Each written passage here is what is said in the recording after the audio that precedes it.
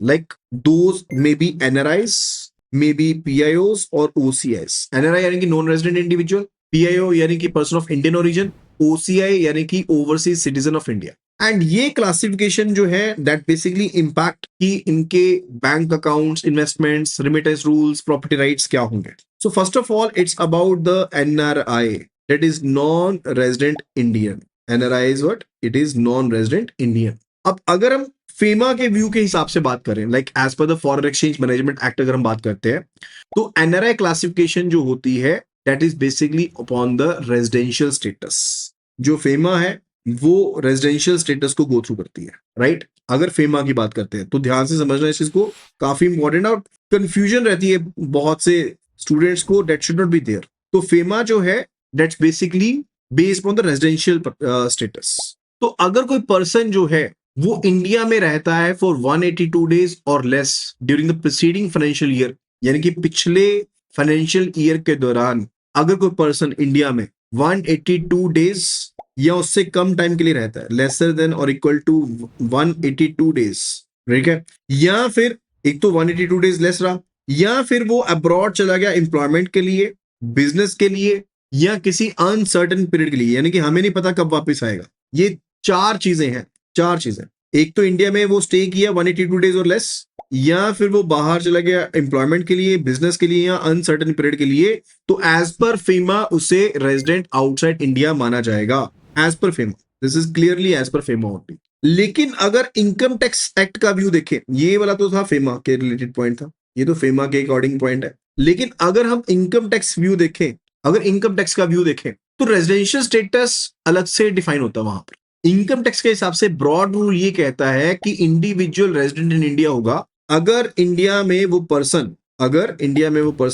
182 days से ज्यादा रहा है। अगर 182 डेज या उससे ज्यादा रहा है, राइट, तो वो इंडिया में रहने वाला पर्सन कहलाएगा। या फिर 60 डेज या उससे ज्यादा रहा है in the previous year and 365 days या उससे ज्यादा रहा है in the preceding 4 years।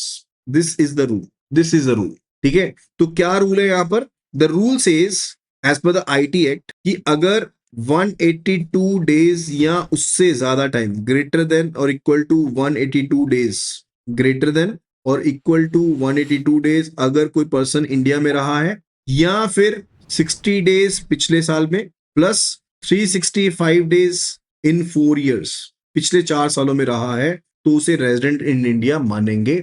Will be considering the person to be resident in India, right? तो उसे रेजिडेंट इन इंडिया कंसीडर किया जाएगा। एंड एक थ्रेशोल्ड है यहां पर जो काफी ज्यादा इंपॉर्टेंट है, that is actually very much important, that's related to what, कि अगर इंडियन सोर्स्ड इनकम जो है, ध्यान से समझना, अगर इंडियन सोर्स्ड इनकम जो है वो 15 लाख से ज्यादा है, if the Indian sourced income exceeds 15 lakh rupees, यानी कि जितने भी जगह से आपको इंडिया में इनकम जनरेट हो रही है वो 15 लाख से अगर ज्यादा है, तो 120 डे का जो रूल है that will be applicable. As per the 120 day rule, अगर आप 120 दिन इंडिया में रहे और आपकी इनकम जो है वो 15 लाख से ज्यादा है, तो आपको इंडियन सिटीजन कंसीडर किया जाएगा। That's a special rule for it, right?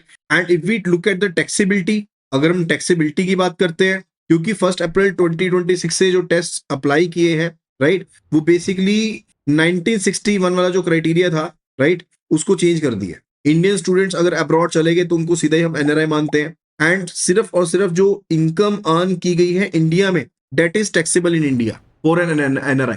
NRI के लिए इनकम अर्नड और received in India is taxable in India. जो फॉरेन इनकम है that is not taxable in India.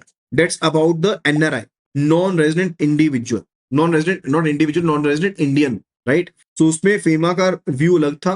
FEMA तो कहता है कि अगर आप 182 डेज या उससे कम टाइम रहे हो, या फिर आप पर्टिकुलरली अब्रॉड चले गए एम्प्लॉयमेंट के लिए, बिजनेस पर्पस के, अनसर्टेन पीरियड के लिए गए हो,